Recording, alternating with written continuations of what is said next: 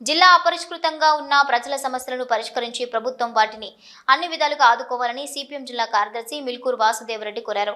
ఆ పార్టీ కార్యాలయంలో ఏర్పాటు చేసిన మీడియా సమావేశంలో ఆయన మాట్లాడుతూ తిమ్మాపూర్, గన్నెపువరం, చిగురుమామిడి మండలాల్లో ప్రజల దాహార్తిని తీర్చాలని, నేదురు విద్యుత్ ప్లాంట్ నిర్మాణాన్ని త్వరితగతిన పూర్తి చేయాలని తమ పార్టీ ఇటీవల జరిగిన పార్టీ జిల్లా మహాసభలో తీర్మానం చేపట్టిందన్నారు. జిల్లాలో జేఎన్టీయూ ఏర్పాటు చేసిన సౌకర్యాలు అందించాలని కోరారు. అలాగే కాశీపేట, వరంగల్ రైల్వేల నిర్మాణంతో పాటు కరీంనగర్ నుండి హైదరాబాద్, మనోహరాబాద్ రైల్వే లైన్ పనులను కూడా సకాలంలో పూర్తి చేయాలని కోరారు.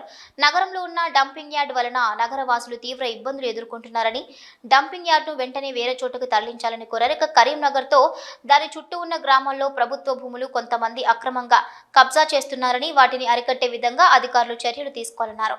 ఈ సమావేశంలో సిపిఐ జిల్లా కార్యవర్గ సభ్యులు గుడిగందుల సత్యం, గాట్ల సుకుందారెడ్డిలు పాల్గొన్నారు.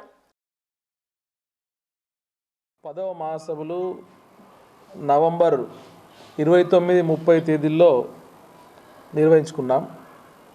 అత్యంత ఉత్సాహభరితంగా ఈ జిల్లాలో ఉన్నటువంటి సమస్యలపైన గత 3 సంవత్సరాల ఉద్యమాలను సమీక్షించుకొని భవిష్యత్తు కర్తవ్యాలను నిర్దేశించుకోవడం జరిగింది.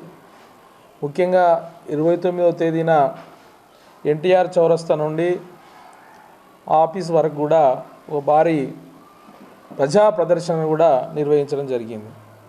అనంతరం పార్టీ పతాకావిష్కరణ చేసుకొని ప్రతినిధుల సభను 2 రోజులు నడపడం జరిగింది. ఈ ప్రతినిధుల సభలో ఈ జిల్లాలో ఉన్నటువంటి అనేక సమస్యలపైన చర్చించడం జరిగింది. భవిష్యత్తులో ఆందోళనల పోరాట రూపాలను కూడా తీసుకోవడం జరిగింది. ముఖ్యంగా ఈ మహాసభలకు పార్టీ రాష్ట్ర కార్యదర్శి వర్గ సభ్యురాలు టి జ్యోతి గారు హాజరయ్యారు. అట్లాగే ఈ జిల్లా ఇన్ఛార్జిగా, అట్లాగే పార్టీ రాష్ట్ర కమిటీ సభ్యుడిగా జె వెంకటేష్ గారు కూడా హాజరయ్యారు. పరిశీలకులుగా వాళ్ళు 2 రోజులు అబ్జర్వ్ చేశారు.